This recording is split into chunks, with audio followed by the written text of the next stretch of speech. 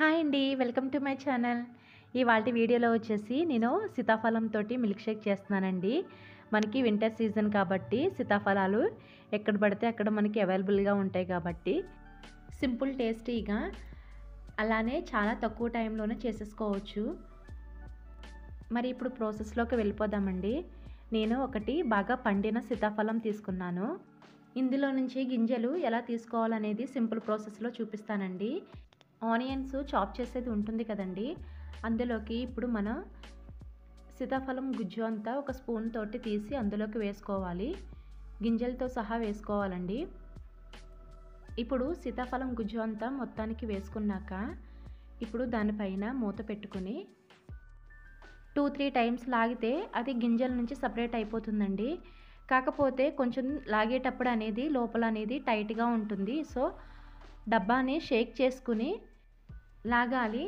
ఆ తర్వాత ఇప్పుడు మూత తీసుకుని పల్ప్ నుండి గింజల్ని సపరేట్ చేసుకోవాలండి.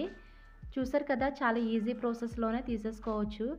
మీ దగ్గర ఈ చాపర్ అనేది లేకపోతే గనక మిక్సీ జార్‌లో ఒకసారి వేసుకుని 2-3 టైమ్స్ మిక్సీ పడితే సరిపోతుందండి. ఇప్పుడు ఇలా పట్టుకున్న పల్ప్‌ని ఒక మిక్సీ జార్‌లోకి వేసుకోవాలి. ఇప్పుడు ఇలా మొత్తాన్ని వేసుకున్నాక నేను ఒక కప్ వరకు పాలు తీసుకున్నానండి. కాచుకున్న పాలు తీసుకున్నాను. ఇప్పుడు ఇందులోకి వేసుకుని 2 స్పూన్ల వరకు పంచదార వేసుకుంటున్నాను.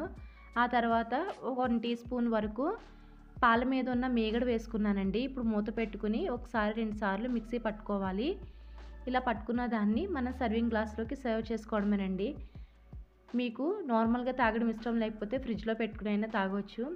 ఇందులోకి వేసుకున్న పంచదార మీకు సరిపోకపోతే 2-3 స్పూన్లు యాడ్ చేసుకోవచ్చండి. అంతేనండి, చాలా ఈజీగా టేస్టీగా చేసుకుని సీతాఫలం షేక్ రెడీ అండి. మీకు ఈ వీడియో నచ్చినట్లయితే నా ఛానల్ని సబ్స్క్రైబ్ చేసి, లైక్ చేసి, షేర్ చేసి, కామెంట్ చేయండి. Thank you for watching.